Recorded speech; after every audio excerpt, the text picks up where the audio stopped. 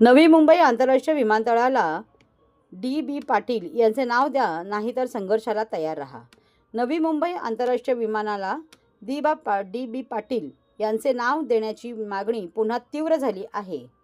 DB. Patil यांच्या नावाची अंतिम अधिसूचना अद्याप जाहीर झालेली नाही, त्यामुळे स्थानिक बांधवांमध्ये नाराजी वाढली आहे. त्यांनी आंदोलनाचा इशारा दिला. नवी मुंबई आंतरराष्ट्रीय विमानतळाला डी.बी. पाटील यांचे नाव देण्याची मागणी पुन्हा तीव्र झाली आहे. नाव न जाहीर करता विमानतळाचे उद्घाटन करण्याचा प्रयत्न सुरू असल्यामुळे रायगड, ठाणे आणि पालघर जिल्ह्यातील भूमिपुत्र संतापले आहे.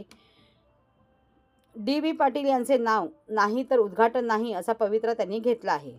सरकारी स्तरावरून 8 किंवा 9 ऑक्टोबर रोजी विमानतळ उद्घाटनाची शक्यता वर्तवली जात आहे. डी.बी. पाटील यांच्या नावाची अंतिम अधिसूचना अद्याप जाहीर झालेली नाही, त्यामुळे स्थानिक बांधवांमध्ये नाराजी वाढली आहे. नवी मुंबई आंतरराष्ट्रीय विमानतळाला डी.बी. पाटील यांचे नाव देण्यासाठी मागणीसाठी 6 ऑक्टोबर रोजी रस्त्यावर उतरण्यात येईल, असा इशारा खासदार बाळामामा म्हात्रे यांनी दिला आहे. उद्घाटनाआधी नाव जाहीर झाले तर स्वागत आणि सत्कार केला जाईल, नाव दिले नाही तर संघर्ष होईल, असा इशारा म्हात्रे यांनी दिला आहे.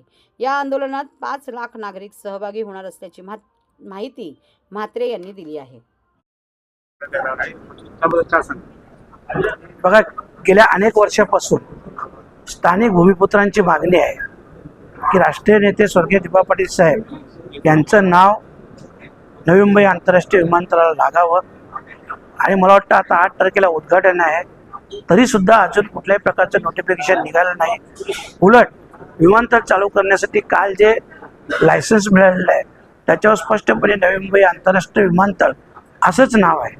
आणि म्हणून त्याचा विरोध करण्यासाठी आणि आमचं नाव डी.बी. पाटील साहेबांचं नाव लागावं याच्यासाठी आम्ही 6 तारखेला एक लॉंग मार्च काढणार आहे आणि थेट विमानतळावर आम्ही धडक देणार.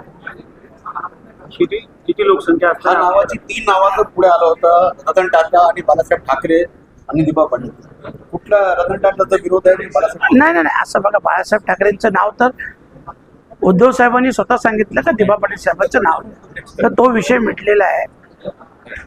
टाटांच्या नावाची जरी चर्चा असली तरी महाराष्ट्र विधानसभेने, विधान परिषदेने सर्व पक्षीय सर्व नेत्यांनी एकमताने राष्ट्रीय नेते डी.बी. पाटील साहेब यांचं नाव दिलेलं आहे. त्याच्यामुळे त्या नावास मंजुरी मिळावी. 3 वर्षापासून प्रस्ताव केंद्र सरकारकडे प्रलंबित आहे, मंजुरी द्यावी ना केंद्राने. आणि आम्हीच पहिली पण आमची भूमिका होती स्थानिक भूमिपुत्रांची, आजही आहे. जर तुम्ही विमानतळाला राष्ट्रीय नेते डी.बी. पाटील साहेब यांचं नाव दिलं नाही तर आम्ही विमानतळ चालू करून देणार नाही. किती साधारणतः 2 ते 3 लाख लोक असतील. आपलं जे आंदोलन करतात कृती समितीचे पण सभासद असणार आहेत काही आंदोलन?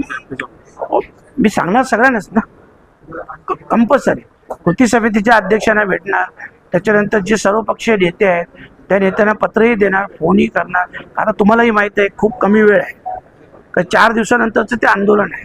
त्याच्यामुळं जेवढ्यानं शक्य असेल, परंतु पत्र सगळ्यांना पोचतील, फोनवर चर्चा सगळ्यांशी होईल आणि ज्यांना शक्य असेल तर कृती समितीचे अध्यक्ष वगैरे प्रत्यक्ष भेटेल. आंदोलनाचं काय स्वरूप असेल?